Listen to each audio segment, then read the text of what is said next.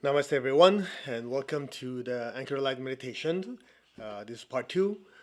The morning one was emotional healing, so tonight is prosperity healing. So before we start, let's ask for blessing, shall we? To the Divine Supreme God, Divine Father, Mother, to all the spiritual elders, holy masters, saints, archangels, holy angels, and spiritual helpers. Personally, to my teacher, Master Chokok Sui Mahaguru Jamiling, we thank you for divine light, divine love. Thank you for your guidance. Thank you for your compassionate, purifying light and soothing, healing energy. We thank you in full faith, and so it is. All right. So for prosperity healing, I was thinking about it. We can do disintegration of certain limiting beliefs and thoughts. And then I was reading some of the ancient texts, and I remember this quote by Lao Tzu. He said, "Composure is the ruler of instability." You go, what the heck has it got to do with prosperity healing? Instability happens in many, many ways. For example, the market's going up and down, right? The job market's going up and down. You have your job, and then suddenly something happens, you lose your job. It's possible. Or business is doing well, and then what happened? The supply chain gets affected. So you have all these moving parts happening all over the place. And if you think about it, anything could destabilize, and you panic, you go crazy. And so, although prosperity healing is directly about disintegrating these limiting beliefs, these poverty consciousness thoughts, and everything, you also have to realize that how we respond to the world with the changes that's happening is also directly connected to our ability to make proper choices, make decisions when it comes to our finances, our career, and the opportunities we're able to take advantage of, or we're all over the place. We cannot grab that opportunity. Make sense? So, composure, being able to keep it together, as we call it here in the United States, being able to keep it together is critical for you to be successful. As simple as this. When the market goes down, the stock market goes down, normally what do? People panic. So they go, oh, it's going down. We don't know how low it's going to go. Let me get out now. Now, statistically, I remember I've attended several of Tony Robbins' business mastery, as well as one of his platinum events about the platinum events for finances. I mean, statistically, every time the market goes down, the ones who get out because they panic, they cannot handle the instability, the uncertainty, 100% of the time, they lose their money. The ones who kept it calm, they have a backup plan. They look at, okay, this is where what could happen. You don't really lose money until you sell it off. It's just like you bought a house and the market went down, or it's going down, and you panic, you sell it off, then you go up, you go, man, I can't believe it. The ones who cannot handle uncertainty are usually the ones that panic and then they regret it after. The secret is keeping your composure. So the ones who just watch it, okay, the market's going down, they just watch it, okay, keep it calm. You'll eventually go up, and statistically, it has gone up. So the ones who stayed in the market actually made more money. The ones who panic and jump because, we don't know how low it's gonna go, they live to regret it. You know why? I'll leave you with one thought. They let their emotions took over. That's what happens. They let the emotional body take over. I told you already.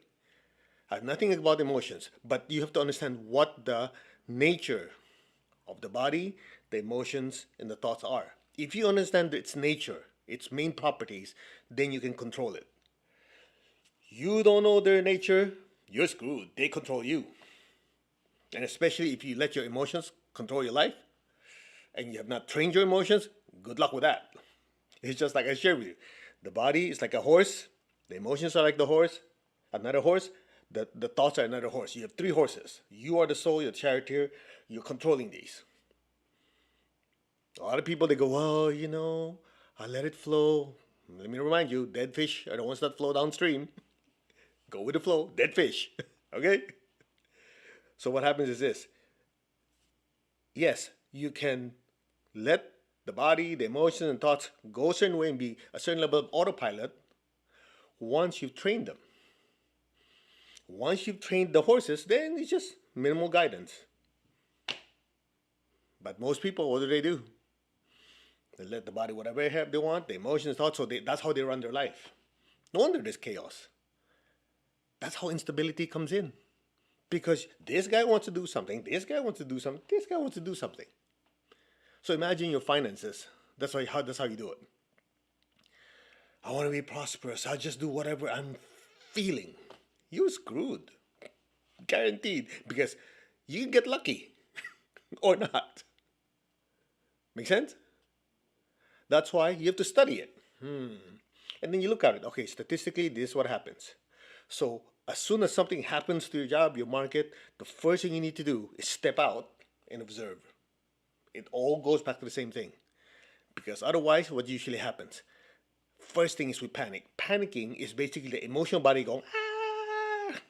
And then from there it goes, come on, mind, follow me, do this too, ah! So the mind starts to go, yeah, what's the worst case scenario? What could do this? And before you know it, they control you.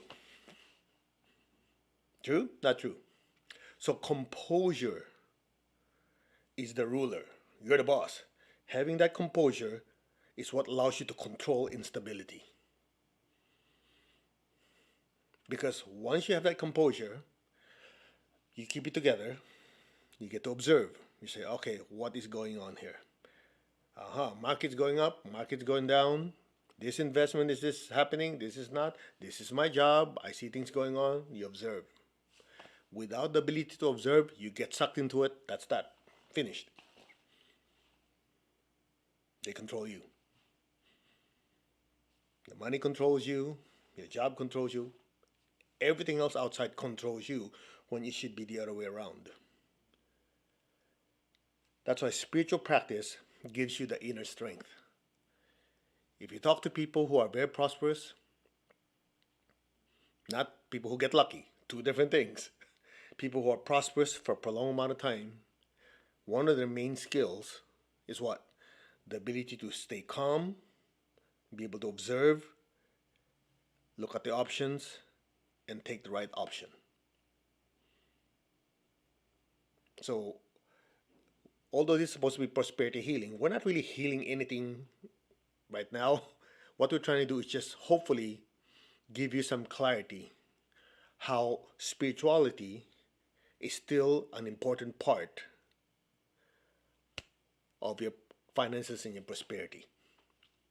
Because when you say spirituality, I'm not talking about, oh, you better go to church if you want to be prosperous. You have to go do your spiritual practice to be prosperous. No, the reason I said spirituality has to be part of your business or your finances is because spirituality, you heard me say this before, you can be an atheist and still be spiritual, right? So being spiritual is at the deepest level, knowing you are a spiritual being. That is the meaning of spirituality. Most people confuse spirituality with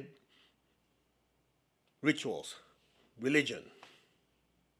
You don't understand. Spirituality at the basic core is knowing you are a spiritual being that uses the body, the emotions, and thoughts on this earthly journey of evolution. And so when it comes to business, that still applies. How you handle money depends on who's in control. I'll give you a very simple example. Your basic chakra at the base of your spine is connected to your physical body. The ability to move, the ability to act, the ability to produce results. Okay? Simple question. If that basic chakra is in charge of prosperity, abundance, getting things done, well, what's stopping you from going out and killing and stealing so that survival instinct can be satisfied? And not only satisfied, well, if you have $1 million, that's good. Well, 20 million is better. 100 million is better. It doesn't matter how I get it, as long as I get it. Joe, that's not right. Who's talking then? I am. That's not right. That's not morally correct. From what basis? Because we know everybody is right there. So all these rules and morals that we come up with originally came from ancient times to maintain certain order.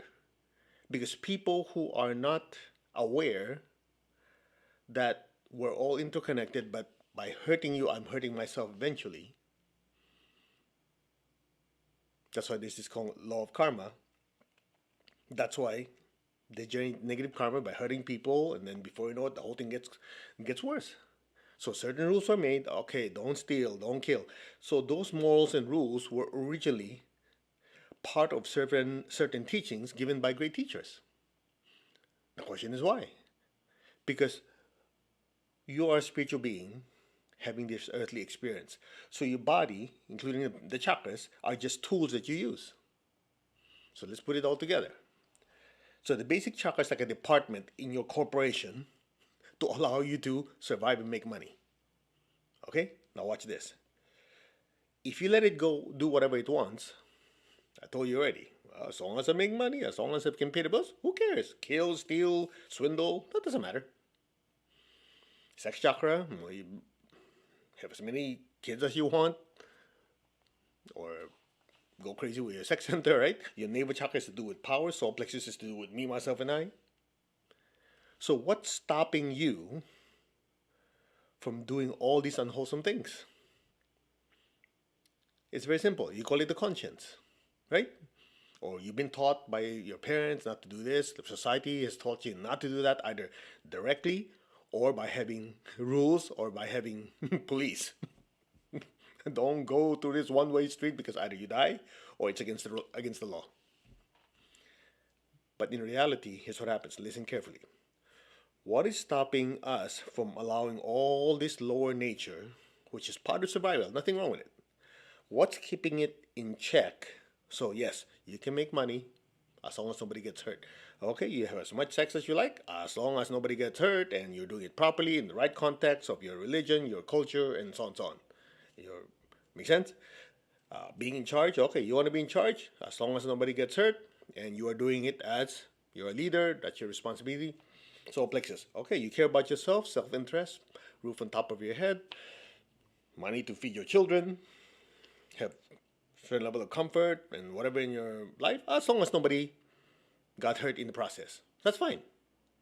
So where are these parameters, where are these rules coming from, this so-called conscience? It's very simple. It's coming from the soul. So the soul enters the body, it incarnates. The word carne in Spanish is meat. So the soul incarnates, it enters, it goes into flesh, symbolically, right? Into flesh, but not really just flesh, but into this earthly experience, and uses the body, emotions, and thoughts and everything to be able to function. So the higher soul will say, hey, you, basic chakra. It's like the CEO. Okay, you, yeah, make sure the company makes money. But you have to do it ethically. Don't steal. Don't hurt anyone. Don't swindle people. Get it done. And the soul proceeds to send this information so that your brain, your mind, your emotions, these are basically, you're acting all these things to get things done, to be prosperous, to pay your bills. But part of you says, okay, I'm going to make money, but I'm not going to steal. I'm not going to do this. I'm not going to hurt people. All those are the higher soul saying, hey, you. Now you say, well, what do you call crime then? Look at it this way. It's the easiest way to look at it. If you look at my hand, this is the voice of the higher soul, the spiritual self. These are the tendencies of your physical, emotional, mental bodies or vehicles. These two are constantly in a certain level of skirmish or battle. The higher soul says this, the lower soul says no. The basic chakra says, come on, I want to go make money. Look at that. Nobody's watching. There's a pile of money there. If I just grab it, nobody will know. The higher soul says, don't do that. So this internal battle is what's constantly happening within us.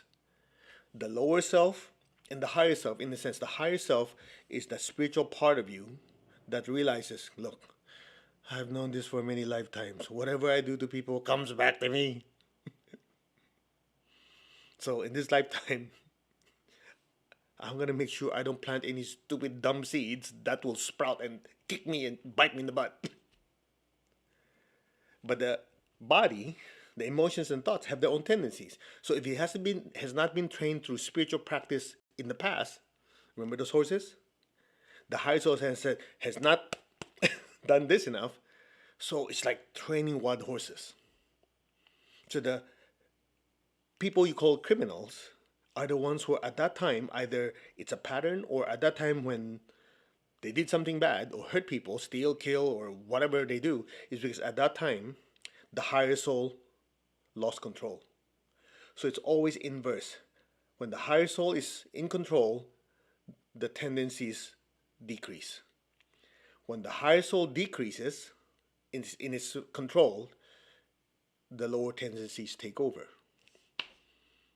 So when you don't do your meditation, your spiritual practice, don't do some form of prayer, don't do some form of stillness, meditating on nothingness, whatever that practice is, guess what happens? In your quiet moment, well, first of all, you're lucky if you have quiet moments. The rest of the time, how do I make money? How do I have more fun? How do I party? How do I do this? It's like, because those are the natural tendencies. However, here's the best news. If you train your body over a period of many lifetimes, including this one, then it's that data is already instilled, that program is instilled in the basic chakra. So you already know, okay, I'm going to make a business plan, I'm going to make money, I'm going to do this. So it's not even in your consciousness to say, well, but we'll promote this product, but we just won't tell them the whole truth. We just tell them that the good parts, we don't tell them the negative side. That won't even cross your mind, because for you, it's like, I, the spiritual self, am in control. I make money, but I don't hurt anybody else. Because I know 5 lifetimes ago, I was a swindler. And when I swindled all these people, sure, I made a lot of money, but karma hit me afterwards. Man, that was bad. Okay, I've been there, done that. Even if you don't have that conversation, it's already part of you. Make sense? So that's how spirituality is an integral part of true prosperity. Because one, spirituality gives you composure. So when things are going crazy, that's part of you go, okay, I'm not the body, I'm not the emotions, I'm not the thoughts, I'm not this panic feeling. This is not me. I'm not this panic energy. This is not me. All those people panicking, going crazy, that's not the I. Right then there, you're able to step back. You go, okay, let me talk about this. All right, based on the last 5 times there was a crash in the market, it did go up. Okay. Let me see. Am I going to be all right if I stay calm and don't do anything and keep my composure? Yeah, no big deal. Okay, stay cool. While most people go, ah! Make sense? Or whatever happened in your job, you go, okay, for whatever, you lost your job. Emotionally, like, I'm going crazy. And then you're going, whatever, going ballistic. Then since you're going to find solutions, you start drinking, taking drugs. You know what you just did? You allowed the body, the emotions, and thoughts to take over. And since it cannot find a solution, it finds a way to distract itself or numb it. In the meantime, the soul is sitting going, now what? But what if you've been doing your meditation, spiritual practice, the soul, the spiritual self, the I is really always in control or substantially? When that situation happens, first thing comes into mind is like, okay, we learned, the Buddha said, everything is subject to change. Nothing lasts forever. Bad times don't last forever. Good times don't last forever. Everything changes. If that's the case, that means, look at this, whatever this negative thing that's happening, it's not going to last forever. So what can I do to make the most of it? Me panicking, going crazy is not going to help anything. Make sense? On the flip side of that, everything's doing well in your life, also realize that won't last forever. Oh, you're so negative. Yeah, go with your positive thinking. You see, positive thinking is one thing. But being smart and positive thinking is better. So whatever's going on, everything's subject to change. Things are doing well. Great. And you think about it, this is not going to last forever. That's why change will happen. But, listen to this. Change will happen. So you anticipate change will happen. Instead of cutting me off guard, that's one thing we learned at Tony's event. if you're in a business, disrupt what you're doing before your competitors disrupt you. Okay, I'll give you an inside tip here. So if you get a chance to take his business mastery, it's mind-boggling. Anyway, I'm just giving you a small tip here. In other words, if you're a business, you have a job, whatever, disrupt yourself. When I say disrupt yourself, it's what people call reinvent yourself. Make sense? I'm not saying everything's doing well, destroy it, go crazy. Come on, you guys, use a little common sense here. In other words, oh, I've been doing this for the last 5 years, 10 years. Don't break. Don't mess with it. What's that? If it ain't broken, don't fix it, or something like that, right? Okay, you probably guys know how the better way to say it. If it's not broken, don't fix it, or something like that. Whatever. That's true to a certain extent, but you still have to inject one more part. Can I? CANI, constant and never-ending improvement. You see, the words constant and never-ending improvement is actually harnessing change. Based on ancient teachings, everything is subject to change. In fact, if you study the Tao Te Ching, written by Lao Tzu, there are 64 different situations that could happen in the universe. That's why there's 64 hexagrams. Anyway, that's lesson for another time. So he was observing nature. There's different situations. So we know there's a lot. There could be 1,000, could be whatever. It's more than one, that's a lot. Then you connect it to what the Buddha taught. Everything is subject to change. One of the causes of dukkha or suffering is the unrealistic expectation good times will stay good times. Of course, the opposite is also true. Unrealistic expectation that bad times will stay bad. That's why people get depressed. They go, I don't see any way out of it. I didn't see light of the tunnel. Right there and then, you just said, this is not going to change. That caused the person to be depressed. On the flip side of it, a person says, everything's doing well. I'm on top of the world. I have money. I have health. I have this and that. Okay, I'm going to enjoy it to the fullest. That's being arrogant.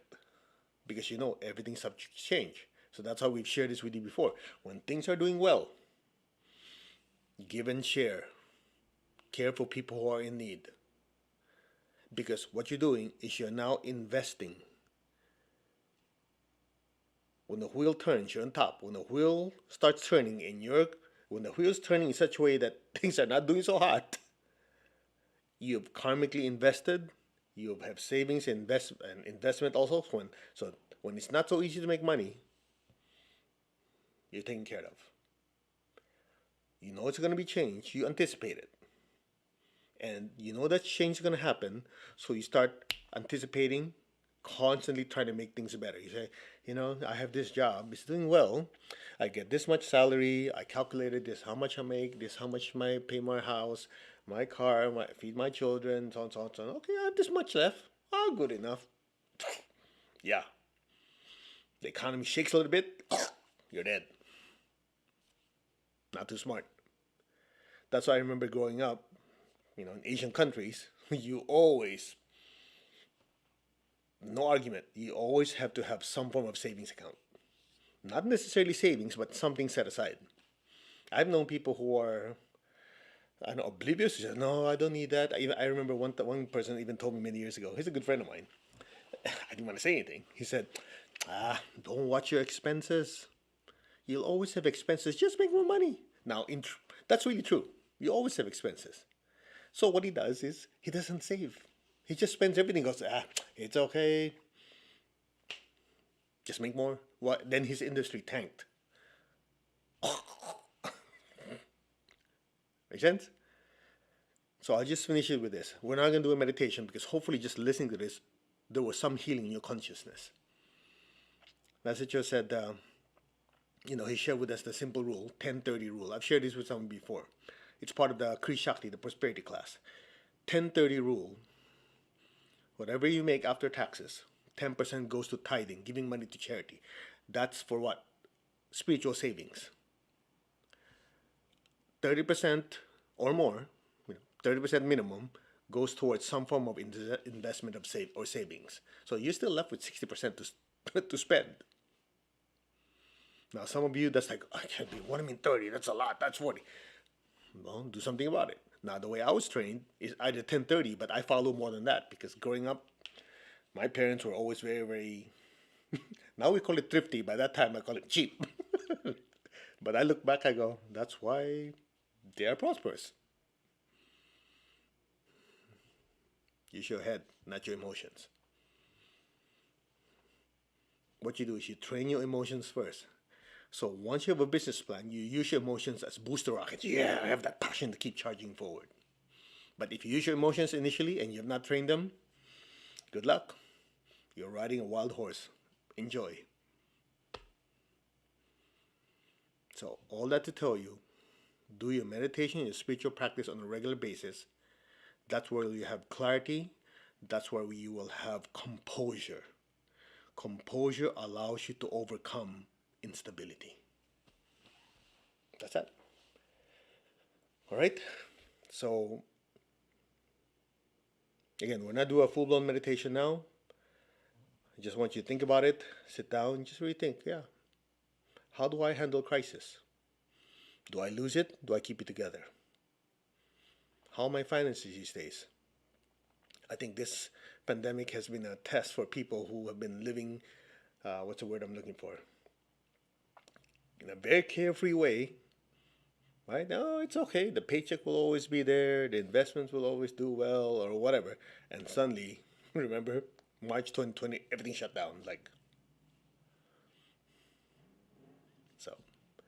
But the ones who were able to innovate, the ones who were able to take that change and harness it, not only survived but thrived. And I've shared this story with you many times.